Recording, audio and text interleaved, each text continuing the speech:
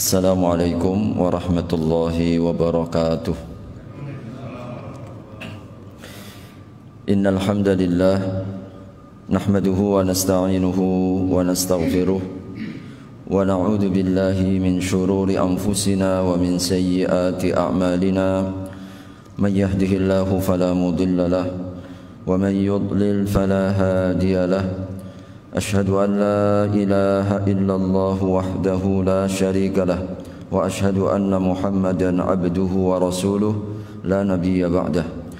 اللهم صل على نبينا محمد وعلى آله وصحبه وسلم أجمعين. أما بعد. Segala puji serta syukur marilah kita panjatkan kehadirat Allah Subhanahu wa taala. Salawat serta salam mari pula kita sampaikan kepada Nabi Allah Muhammad sallallahu alaihi wasallam, keluarga, para sahabat serta seluruh umatnya hingga akhir zaman. Bab yang ke-204, bab istihbabi ja'lin nawafil fil baiti siwa'ar ratibati wa ghairiha wal amru bit tahawul lin nafilati min mawdi'il fariidati awil fasli bainahuma bikalamin. Bab keutamaan dan kesunahan menjadikan solat-solat sunnah di rumah, baik sunnah rawatib yaitu yang menyertai solat wajib, wa ghairiha dan juga yang lainnya, solat duha, solat tahajud dan seterusnya. Wal amru bitahawuli lin nafilah, dan perintah untuk berpindah pada waktu solat sunnah min maudhi'il fariidah, dari tempat solat fardunya, awil fasli bainahuma bikalamin, atau kita menjedahnya, menyelanya di antara keduanya yaitu solat wajib dan solat sunnah bikalamin, dengan pembicaraan.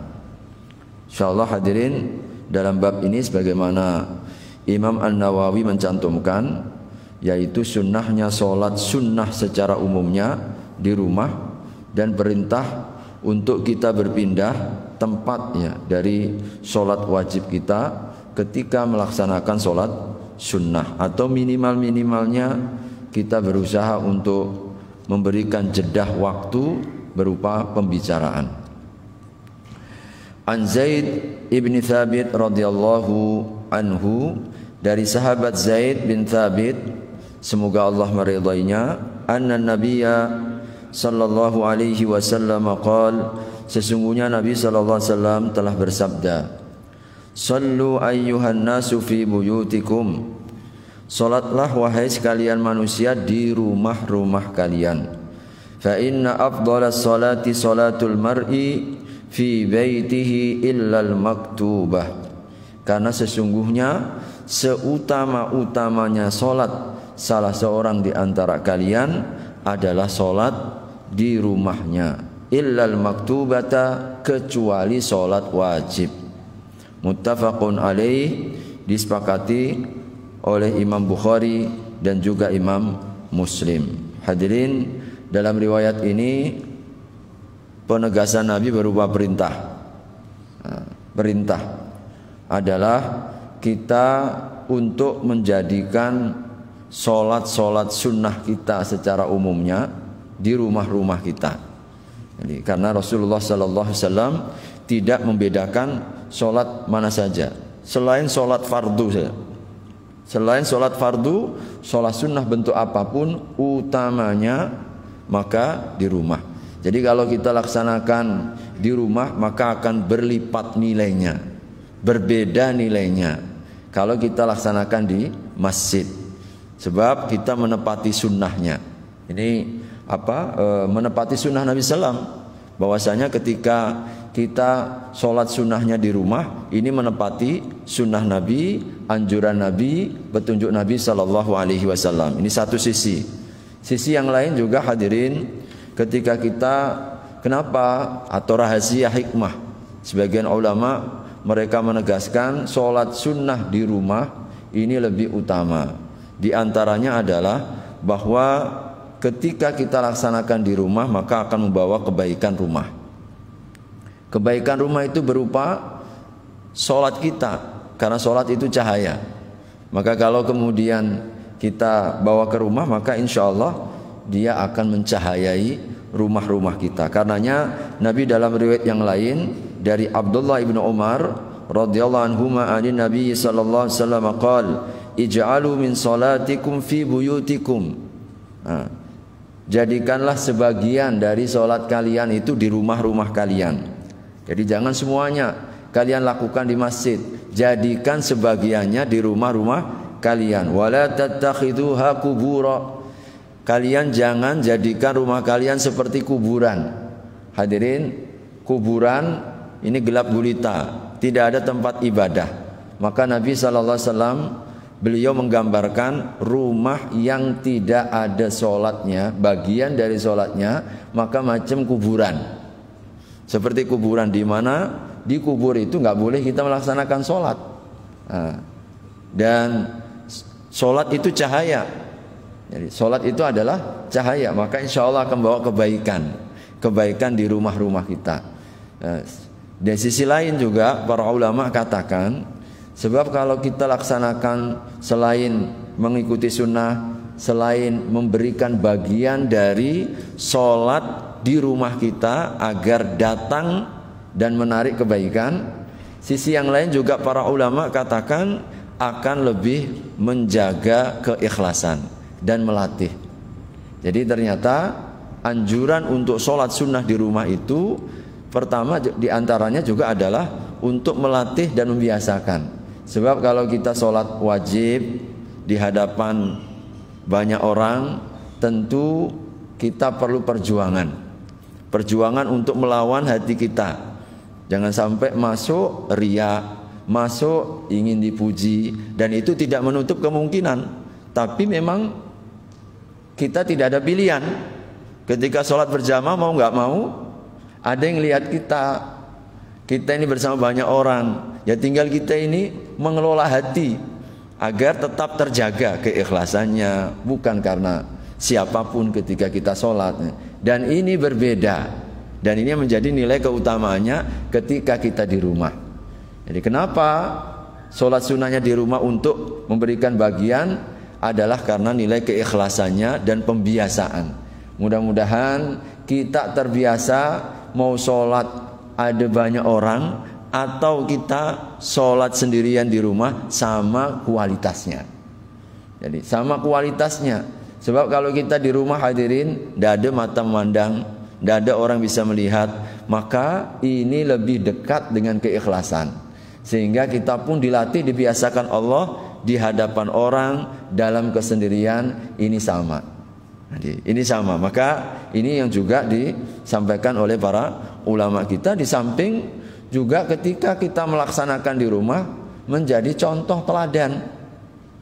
Anak-anak kita mungkin melihat kita sholat, orang rumah melihat kita sholat, maka seluruhnya ini bagian dari uswah, bentuk keteladanan yang kita berikan kepada keluarga kita.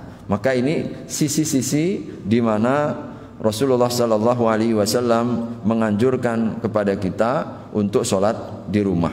Kemudian hadirin, hadis yang 1130-nya dari Jabir radhiyallahu anhu qala Rasulullah sallallahu alaihi wasallam, "Idza qadha ahadukum salatahu fil masjid." Jika salah seorang di antara kalian telah selesai salat fardunya di masjid, falyaj'al li baitihi nasiban min salatihi. Maka hendaknya dia memberi bagian, berilah bagian daripada sholatnya di rumahnya. Nah, kalau kita ini habis sholat fardu di masjid, kasihlah bagian rumahmu itu sholat juga. Sholat yang mana ya Rasulullah? Sholat sunnah lah itu. Fa innallaha ja'ilun fi baitihi min sholati khaira. Karena sesungguhnya sholatnya dia di rumahnya setelah sholat fardu itu akan mengundang kebaikan. Ja'ilun sholatihi min baitihi khaira, akan membawa kebaikan, keberkahan. Tentu hadirin, kita ini kalau sholat itu amal soleh, dan amal soleh itu adalah kebaikan. Maka kita membawa masuk kebaikan ke dalam rumah, sehingga anggota rumah, penghuni yang ada di rumah, kalau rahmat Allah turun, keberkahan Allah turun, kebaikan-kebaikan diturunkan oleh Allah, maka ini insya Allah pun akan mempengaruhi, mewarnai kehidupan rumah tangga kita. Sehingga insya Allah kalau satu tempat dipenuhi dengan kebaikan, keburukan itu akan lari. Itu begitu. Jadi rumah tangga kita itu insya Allah akan lebih dekat dengan ketenangan, lebih dekat dengan ketentraman, kebahagiaan. Maka kadang-kadang hadirin perlu kita evaluasi. Kalau di rumah orangnya mana berantem terus, nggak pernah akur. Suami sama istrinya tiap hari berantem. Orang tua sama anaknya entah kemana, macam kucing manjing ya begitu. Ketemu tiap hari berantem terus. Nah, kita evaluasi, jangan-jangan memanglah orang di rumahnya ini tidak ada yang sholat. Yang wajib tidak sholat, yang sunnah pun tidak dijaga. Gimana Allah akan berikan kebaikan kepada mereka? Maka sampai-sampai Nabi mengajarkan untuk membangunkan keluarganya kalau sholat malam, sampai dalam untayan doa, mudah-mudahan Allah merahmati, rahimallahu mura'an. Jadi seseorang yang membangunkan istrinya, membangunkan suaminya untuk sholat malam, Rasul doakan dengan rahmat dan kasih sayang. Hadirin rahimakumullah, bahkan dalam syarah hadis-hadis ini disampaikan bahwasanya keutamaan ini meskipun ketika kita di Masjid Nabawi maupun Masjidil Haram. Ya, yang Nabi katakan sholat di masjidku ini, Masjid Nabawi, melebihi 1000 kali lipat dari sholat di masjid yang lainnya. Di Masjidil Haram juga sama, 100.000 kali lipat sholat di masjid yang lain. Para ulama katakan Nabi ketika menyampaikan ini beliau sedang di Madinah, beliau sedang di kota suci. Maka ketika walaupun para ulama katakan ketika kita di kota Madinah sekalipun, maka yang lebih utama sholat rawatib kita lebih utama di rumah meskipun dari Masjid Nabawi. Orang penduduk kota Masjidil Haram juga sama, sholat di rumahnya lebih utama dibandingkan di sholat di Masjidil Haram. Sebab Nabi SAW menyampaikan itu ketika beliau di Madinah. Beliau di Madinah. Maka hadirin, ini secara mutlak mana lebih utama, sholat sunnah duha di rumah ke atau di Masjid Nabawi? Kalau kita jadi sedang di sana, lebih utama di rumah-rumah kita, di hotel kita. Sebab Nabi SAW seperti itu katakan. Jadi tidak kemudian sebab sifatnya mutlak ya. Nabi ketika menyampaikan ini beliau ketika di Madinah. Maka hadirin rahimakumullah, ini perlu mulai kita rintis atau mungkin kita mencobalah berproses. Meskipun kadang-kadang memang kalau memang kita ada kekhawatiran, saya kalau di rumah, sedang di rumah di surau, ada teman-teman yang saya selalu sholat sunnah di rumah, kecuali kalau kita di masjid begini, saya lepas ini nanti ada kegiatan lagi, ya udah sholat sunnah di sini, kan begitu kan. Tapi kita membiasakan kalau dapat qobliyahnya di rumah baru kita berangkat, atau ba'diyahnya di rumah baru kita berangkat. Kecuali saya yang agak sulit adalah sholat qobliyah fajar. Ya, qobliyah fajar itu karena kadang-kadang kalau kita sholat di rumah tiba-tiba orang main qomat saja begitu. Lalu kita nggak dapat qobliyah fajarnya. Jadi qobliyah fajar padahal paling utama. Jadi, tapi ini seluruhnya padahal sesungguhnya memang kalau dalam keimaman itu ya, dalam keimaman itu komando qomat itu imam. Yang paling punya hak untuk sholat itu imam. Kalau imam sudah mengangguk, qomat. Begitu. Tapi kalau belum, harusnya begitu. Tapi kadang-kadang enggak kita ini. Jadi kadang kita ini karena sekarang kan patokannya ada jam itu Pak ya. Ada jam itu, kita masih tidak sholat dah qomat. Kita macam cepatlah selesai begitu. Padahal kita imam ini. Nah, ini kan ya karena enggak tahu ilmunya. Mestinya apa? Imam kalau dia mengatakan qomat, barulah qomat. Kalau enggak ya enggak qomat begitu. Jadi kalau imam dah siap, oke, qomat ya. Jadi intinya hadirin rahimakumullah, jadikan apakah sholat sunnah rawatib kita, jadi kemudian sholat sunnah duha kita, sholat malam kita, sholat witir kita, jadi dan sholat sunnah utamanya adalah di di rumah. Kecuali para ulama katakan sholat sunnah tarawih. Nah, sholat sunnah tarawih yang utama di masjid. Itu pengecualiannya. Sholat sunnah tarawih qiyam Ramadan itu yang utama di masjid. Cuma Nabi lakukan di rumah. Alasannya apa? Takut difardukan. Jadi khasyata ayyufradu alaikum. Ketika para sahabat menunggu, Nabi nggak keluar-keluar. Ya Rasulullah, kenapa kau nggak keluar? Kami dah menunggumu. Aku takut nanti kalau dikhawatirkan difardukan. Oh, ternyata Nabi meninggalkannya sholat tarawih di masjid itu karena takut difardukan oleh Allah, lalu memberatkan kita. Maka setelah Rasulullah wafat, jadi Rasulullah wafat sallallahu alaihi wasallam, maka di zaman Umar bin Khattab sholat tarawih itu dilaksanakan di masjid dengan satu imam.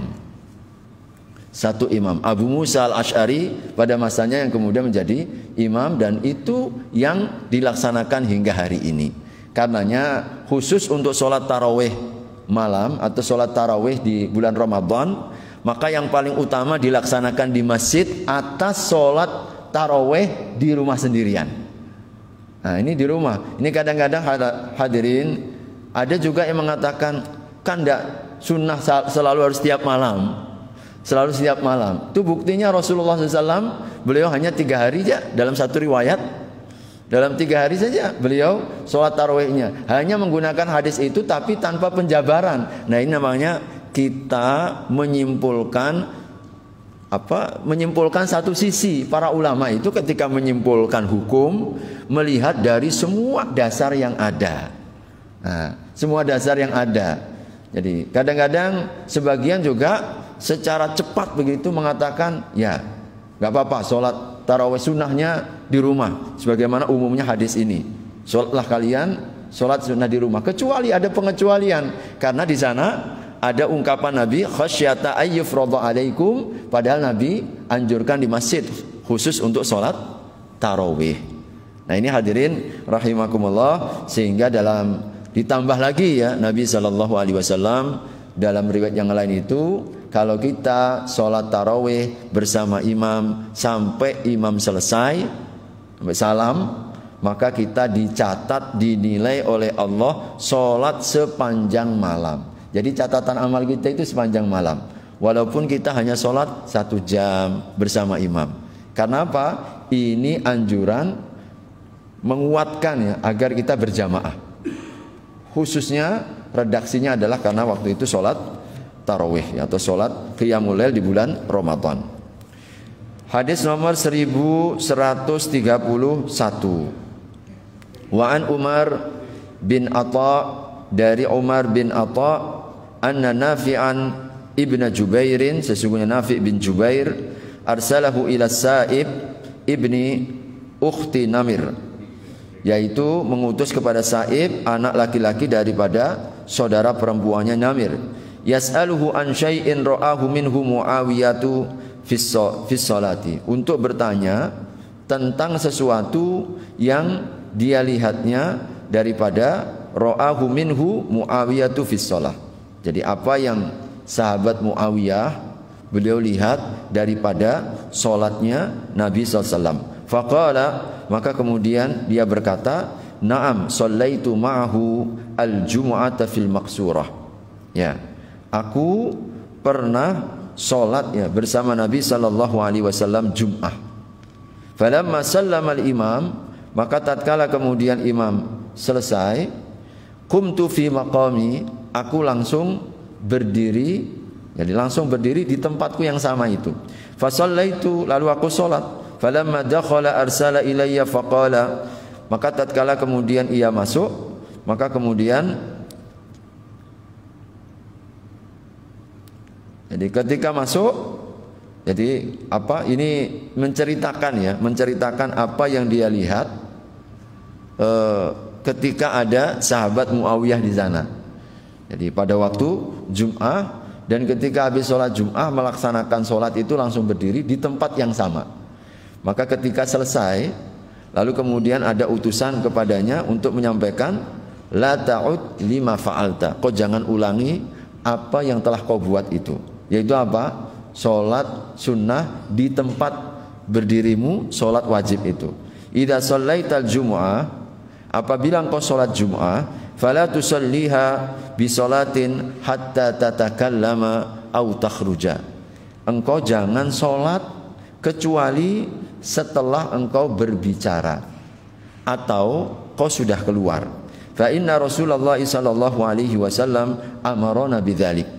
Karena Rasul itu memerintahkan kami seperti itu. Alla nusila salatan bi salatin, untuk tidak menyambungkan salat wajib langsung dengan salat sunnah hatta natakallama au nakhruja, sehingga kami jedah dengan pembicaraan atau dengan apa kita keluar.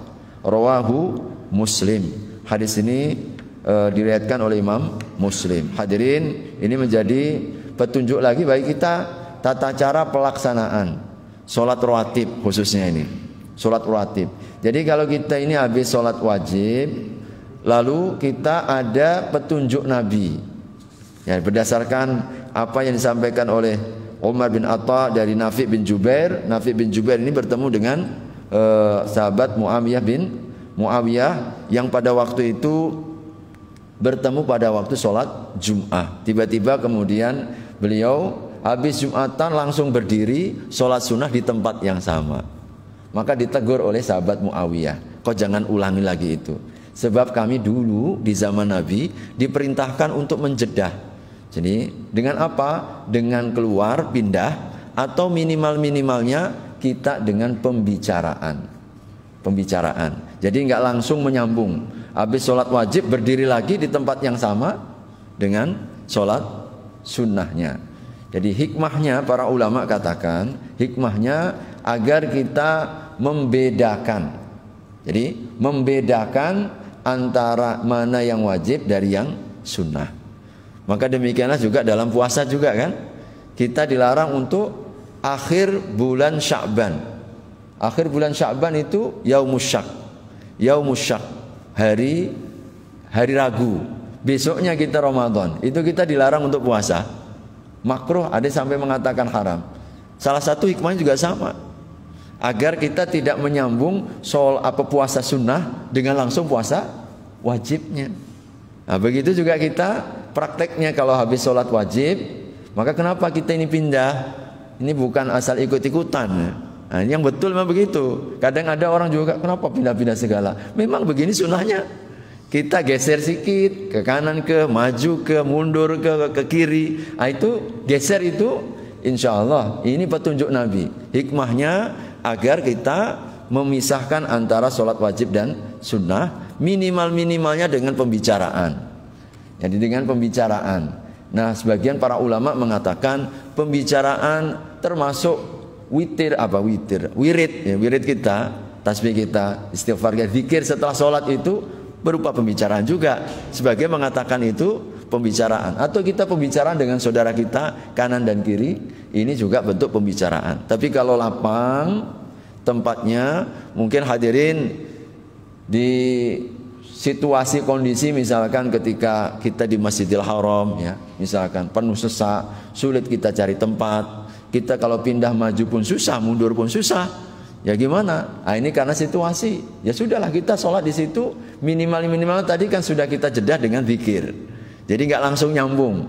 Jadi minimal kalau habis sholat wajib jangan langsung nyambung di tempat yang sama sholat sunnah ba'diyahnya atau qobliyahnya. Nah, jadi ini ya, kalau andai kata sulit kita untuk berpindah, yang afdal berpindah ke kanan, ke kiri dan seterusnya. Sebagian ulama juga mereka mengatakan kenapa perlu pindah? Untuk lebih memperbanyak persaksian kita.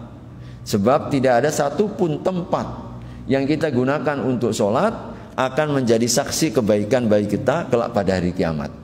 Jadi kelak pada hari kiamat, yauma idzin, dalam idza zulzilatil ardu zilzalaha wa akhrajatil ardu athqalaha wa qala al insanu ma laha yauma idzin tuhadditsu akhbaraha. Nah, pada hari itu bumi itu akan berbicara, menyaksikan atau memberikan berita-beritanya.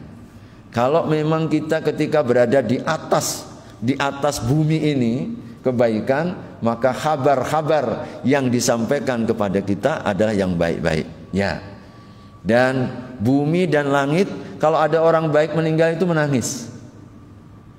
Begitupun juga kalau bumi dan langit melihat orang buruk meninggal, tidak akan menangis.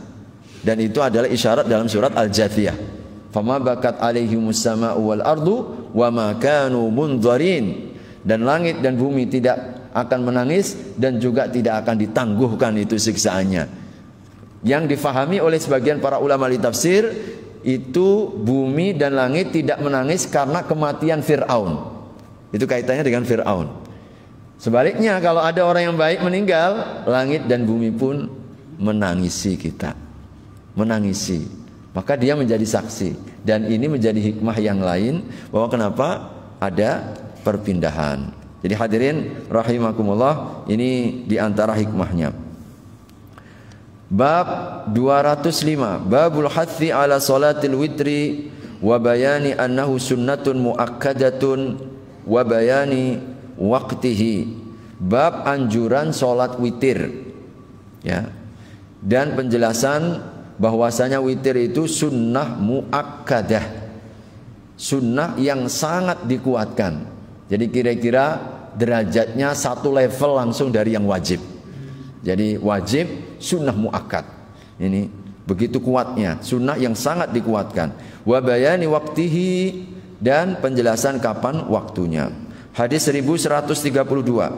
An Ali radhiyallahu anhu qala, dari sahabat Ali radhiyallahu anhu qala, al-witru laisa bihatmin ka salatil maktubah.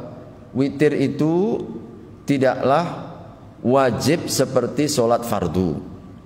Walakin sanna Rasulullah sallallahu alaihi wasallam qala, tetapi Rasulullah SAW telah mensunnahkan. Beliau bersabda, innallaha witrun yuhibbul witra. Allah itu witir, Allah itu ganjil, mencintai yang ganjil. Fa'autiru ya ahlal Quran.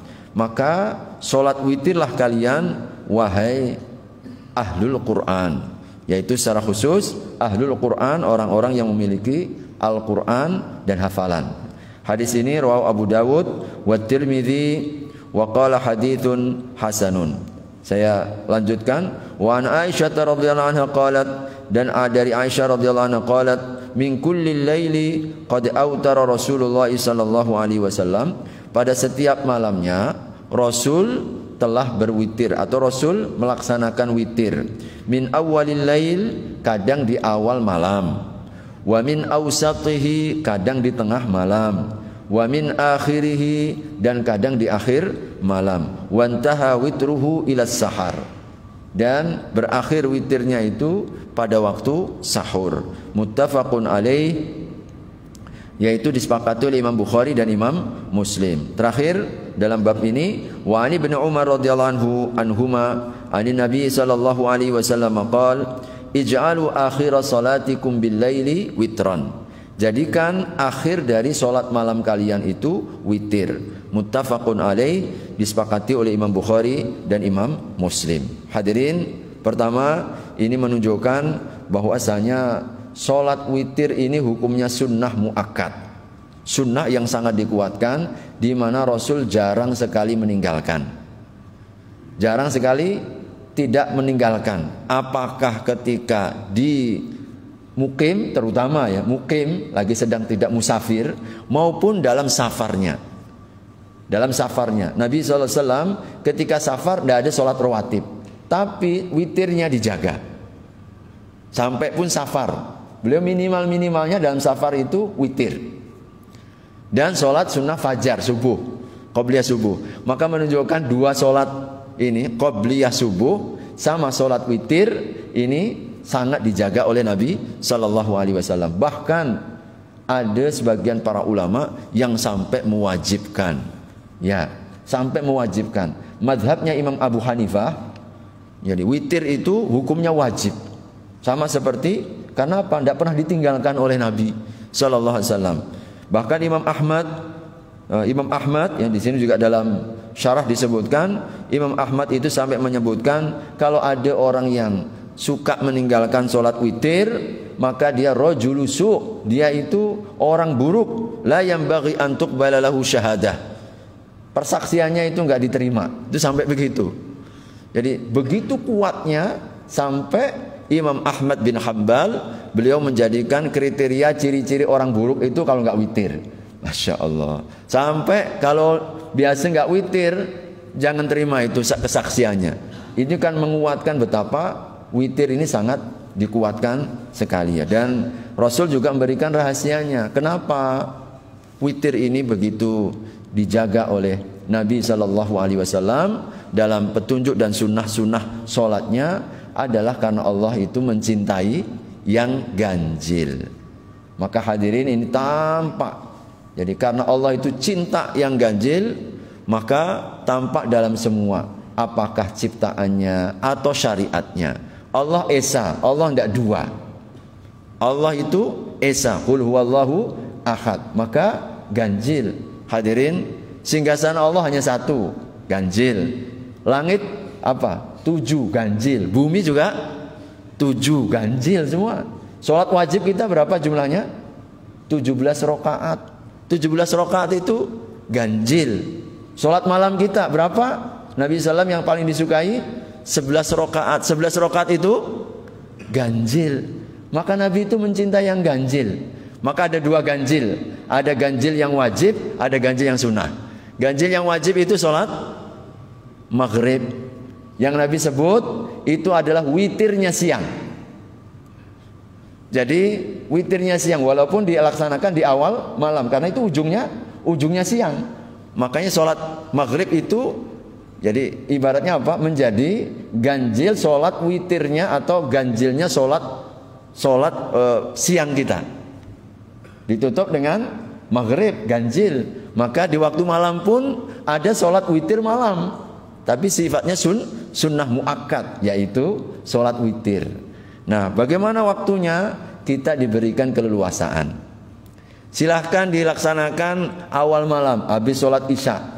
Habis sholat isya, sholat rawatib, langsung kita berdiri sholat witir, sah. Sebagaimana biasanya kita laksanakan waktu qiyamul lail Ramadan. Atau sholat tarawih kan, kita tutup di awal malam kan. Boleh juga dilaksanakan di akhir, di tengah malam. Kita bangun jam 12, jam 1. Udahlah witir, takut nanti enggak tertidur, tidak kebangun lagi. Tapi yang paling afdal, nah ini yang juga mendapatkan penekanan Nabi.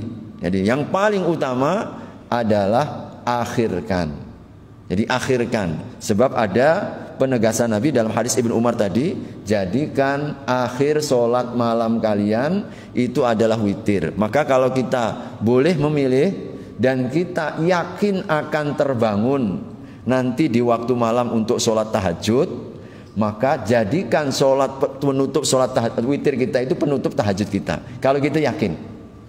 Jadi kalau kita yakin. Tapi kalau andai kata kita kurang yakin, karena mungkin letih, capek, khawatir kita tidak terbangun lagi, maka laksanakan sebelum tidur. Sebelum tidur.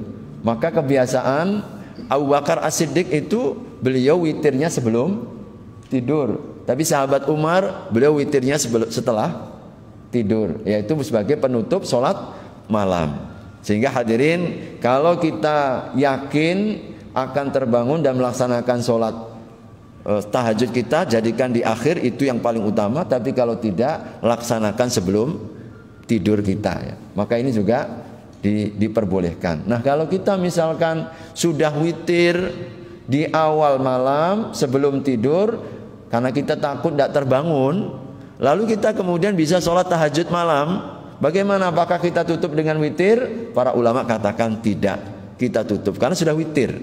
Witir cuma satu. Dalam riwayat yang lain itu la witra fi lailatin wahidah. Jadi tidak ada witir 2 kali dalam satu malam. Jadi kalau sudah sholat witir, kita kemudian malamnya kok bisa terbangun mau sholat qiyamul lail, maka boleh kita laksanakan, tapi tidak perlu lagi ditutup dengan witir karena sudah witirkan di awal malam kita sebelum tidur. Jadi ini hadirin rahimakumullah, bentuk petunjuk Nabi sallallahu alaihi wasallam kepada kita bersama. Kemudian hadirin rahimakumullah, hadis berikutnya, wa an Abi Sa'id Al-Khudri radhiyallahu anhu anna Nabiyya sallallahu alaihi wasallam qala autiru qabla an tusbihu, rawahu Muslim. Salat witirlah kalian sebelum salat subuh. Ya. Makanya sampai di riwayat yang lain itu, kalau kita takut terdahului, tersusuli oleh salat subuh, maka salatlah witir 1 rakaat. Jadi kita mesti dah mepet, dah ini tinggalkannya kurang dari 3 menit, adalah masih cukup. Atau pas kita sudah niat salat witir, terdengar azan bagaimana? Lanjutkan, selesaikan. Apalagi azannya di kita ini, azan di kita ini kecepatan katanya, memang kecepatan. Salat subuh tercepat di dunia katanya. Nah, ini berdasarkan pemantauan dari profesor siapa namanya itu yang sudah meneliti lebih dari sampelnya, lebih dari ribuan sampel. Bukan lagi ratusan, ribuan sampel dari 2017 sampai hari ini. Maka beliau berani sekali karena beliau memang bidangnya itu. Bidangnya adalah antariksa dan fisika. Jadi beliau meneliti di semua negara. Di semua negara. Dan ternyata memang minimalnya, makanya kalau di Muhammadiyah 8 menit katanya. Tapi beliau mengatakan kita ini lebih awal dari waktu sesungguhnya 20 menit. Cari jadi YouTube-nya. Beliau menyampaikan itu. Karenanya insya Allah kalau pas kita sholat azan subuh, kita pas sudah sunat niat witir, lanjutkan saja. Insya Allah masih cukup waktu kita untuk melaksanakan witir. Jadi kalau pas sudah azan kita sholat. Insya Allah ini juga diantara Nabi SAW agar kita tetap mendapatkan kebaikan daripada sholat witir. Wa an Aisyah radhiyallahu anha anna Nabiyya sallallahu alaihi wasallam kana yusalli salatahu bil lail, adalah Rasulullah sallallahu alaihi wasallam salat di waktu malam, wa hiya mu'taridatun baina yadayhi, sedang Siti Aisyah ini melintang menghalangi di sisi kiblatnya Nabi. Itu menunjukkan hadirinnya kamar Nabi itu kecil sekali. Jadi beliau sholat malam di kamar beliau, kamar Siti Aisyah itu enggak cukup untuk sujud, enggak cukup. Sampai posisi Siti Aisyah itu berada di arah kiblatnya. Fa idza baqiyal witr, maka dalam riwayat yang lain itu kalau beliau mau sujud, kaki Aisyah itu digeser. Nah, ketika beliau sudah selesai sujud, digeser balik itu. Hadisnya sampai begitu. Saking sayangnya itu. Kalau kita mungkin main pukul ya, kau ini ada orang sholat ganggu ya. Nabi itu lembut Pak, halus beliau, digeser waktu mau sujud. Tapi ketika beliau lepas sujud, balikin lagi itu, dibalikin lagi. Nah ketika menjelang waktu subuh, fa idza baqiyal witr, beliau kalau sudah tinggal sholat witir, ayqadha fa autartu, maka Nabi itu bangunkanku. Untuk witir, Aisyah witir. Enggak, Nabi enggak mengikutkan bersama Nabi, enggak. Pas witir istri beliau dibangunkan, bangun witir. Walaupun 1 rakaat, ya kan begitu kan disebutkan. Dalam riwayat yang lain disebutkan fa idza baqiyal witr, beliau kalau tinggal witir, qala, maka beliau bersabda qumi, ya Aisyah bangun, fa autiri, witirlah ya Aisyah, wahai Aisyah. Wa an Ibnu Umar radhiyallahu anhuma anna Nabiyya sallallahu alaihi wasallam qala badirus subha bil witri, susuli dan segeralah kalian menyusuli subuh itu dengan witir. Jadi ini pesan juga Nabi bahwasanya walaupun menjelang subuh, witir itu masih ada waktunya. Jadi pokoknya waktunya itu kalau sudah masuk sholat subuh.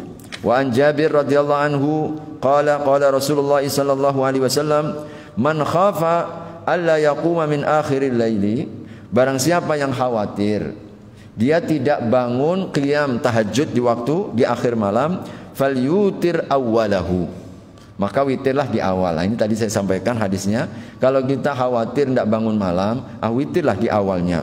Wa man tami'a ay yaquma akhirahu, tetapi barang siapa yang yakin akan bisa bangun di akhir malam, falyutir akhiral lail, maka witirlah di akhir malam. Fa inna salata akhiril laili masyhudatun wa dzalika afdal. Karena salat di akhir malam itu disaksikan dan ia lebih utama. Makanya kalau kita yakin bisa bangun di waktu malam, yang afdal adalah witirnya penutup salat malam kita, karena salat di waktu akhir malam itu disaksikan langsung oleh Allah.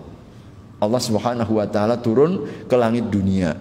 Untuk apa? Mengijabah yang berdoa, mengampunkan yang mohon istighfar, mengkaruniakannya berbagai macam karunia bagi mereka hamba-hambanya yang memohon di waktu-waktu itu. Rawahu Muslim, diriwayatkan oleh Imam Muslim. Alhamdulillah, hadirin, ini beberapa keutamaan tadi salat rawatib, di mana pelaksanaannya dan tempat yang paling utama. Kemudian juga kita telah mendapatkan petunjuk-petunjuk Nabi terkait dengan sholat witir, yang mudah-mudahan Allah Subhanahu wa taala dapat menjaga istiqomahnya insyaallah. Amin ya rabbal alamin. Insyaallah pertemuan berikutnya akan kita bahas tentang sholat duha. Baik, masih berapa menit? 2 menit. Kalau ada pertanyaan 2 menit.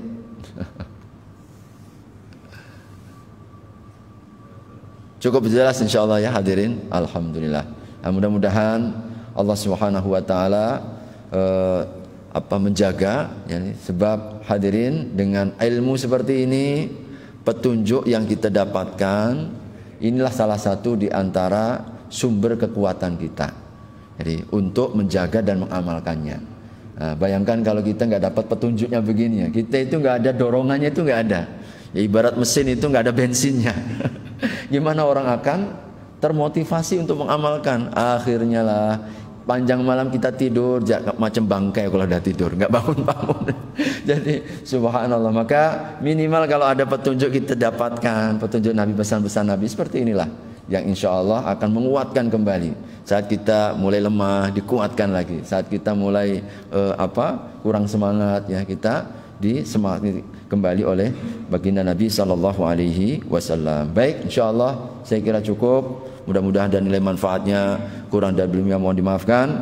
Mari kita sempurnakan dengan doa kafaratul majlis. Subhanakallahumma wa bihamdika asyhadu an la ilaha illa anta astaghfiruka wa atubu ilaik. Wassalamu alaikum warahmatullahi wabarakatuh.